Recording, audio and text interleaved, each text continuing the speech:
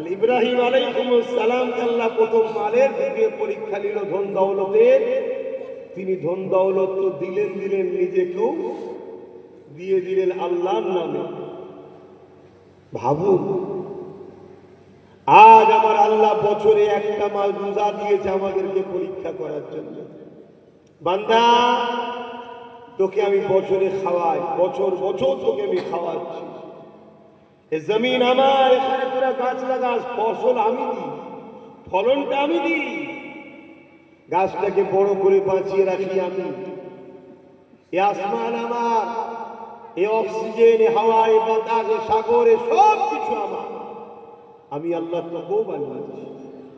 তোর শরীরের মধ্যে কি আছে না আছে আমি জানি। তোকে বছরে একটা মাস রোজা দিলাম। এই রোজা একদিকে যেমন তোর নফসে আম্মারাকে দমন করবে, কন্ট্রোল করবে তোর নফসকে, আর নফসে আম্মারা যার কন্ট্রোল হয়ে যাবে তাকে ইবলিস শয়তান ধোঁকা দিতে পারবে না। এই নফসে আম্মারাকে কন্ট্রোল করবে এবং পাশাপাশি এই রোজা তোর শরীরকে নতুন করে আবার আপডেট করে, সুস্থ করে, ধুয়ে পরিষ্কার চকচকে করে আবার তোকে 11 মাস, একটা বছরের জন্য সুন্দর করে দেবে। জোরে বলুন সুবহানাল্লাহ। রোজা মেডিকেল বলছে আমাদের কিডনি, হার্ট, লিভার সব কিছুকে নতুন করে সুন্দর করে তোলে।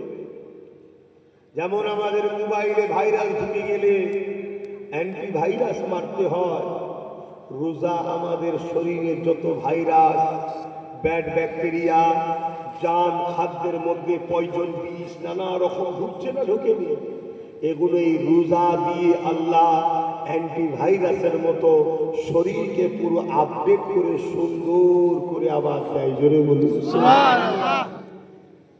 কিন্তু আমার ভাইরা অনেকে রোজা রাখে না। খবরদার, রোজা কেউ কাজা করবেন না। কিয়ামতের দিন গাধার মতো চিৎকার করতে করতে জাহান্নামে যেতে হবে। আর যারা রোজা রাখবে তারা আল্লাহ পাকের জান্নাতে যাবে। জোরে বলুন সুবহানাল্লাহ। আল্লাহ বলছেন আসসাওমু লি ওয়া আনা সিবিয়াদিয়া, রোজা হলো আমার খাস ইবাদত। রোজাদার দিওকে আমি আল্লাহ পাক নিজে পুরস্কার দেব।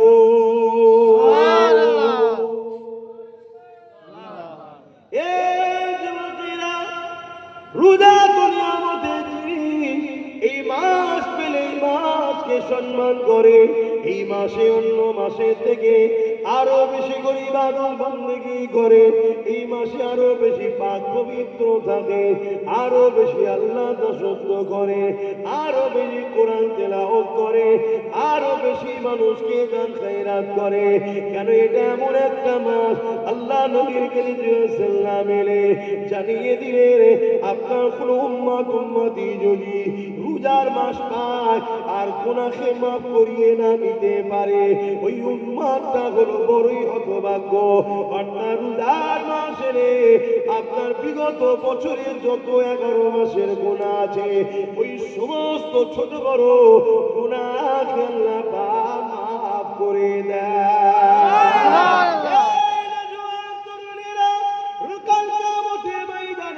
আল্লাহ রোজাকে একটা সুন্দর আকৃতি দেবে, এক সুন্দর আকৃতি তাকে দেবে। এই সময় রোজা আল্লাহ পাকে আশা দিবে, নিজে হাঁটাহাঁটি করতে লাগবে। আমার আল্লাহ পাক ওই সময় বলতে লাগবে, আমার পাক শোন, তুমি কি আমার কাছে কিছু চাও? ওই সময় রোজা বলতে লাগবে, ও রব্বি আল্লাহ পাক, দুনিয়ায় যখন আমি এসেছিলাম আমাকে পেয়েছে এলাকা মানুষের আনন্দ খুশি করেছে, আমাকে অ্যাকসেপ্ট করেছে, আমাকে সম্মান জানিয়েছে, ওয়েলকাম জানিয়েছে। আমি রোজাকে পেয়ে যারা খুশি করেছে, রোজা রেখেছে, আজকের কঠিন দিনে যেদিন বাপ ছিলেন নয়, ছেলে বাপের নয়, কেউ কারো নয়, ওই কিয়ামতের দিন কঠিন দিনে আল্লাহ আমি চাই আমার প্রেমিকদের ঘরে আপনি জান্নাতি করে দেন।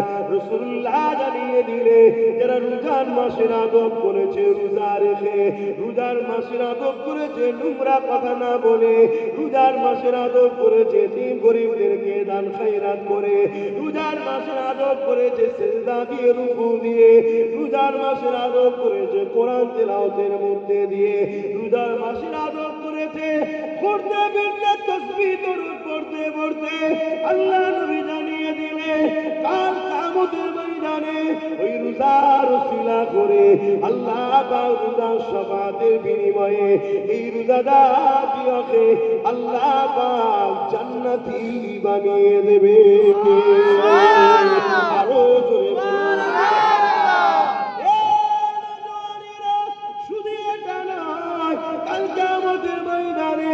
এত কঠিন বিপদের দিনে যেদিন সবাই নফসি নফসি নফসি আমার কি হবে, আমার কি হবে, আমার কি হবে, যেদিন বাপ ছেলের নয়, ছেলে বাপের নয়, কেউ কারো হবে না, এই কিয়ামতের ময়দানে একদল মানুষকে আল্লাহ নিশ্চিন্তার সাজিমের উপরে জান্নাতি খানা খাওয়াবে। এই সময় ফেরেশতারা বলতে লাগবে, ও রব্বি আল্লাহ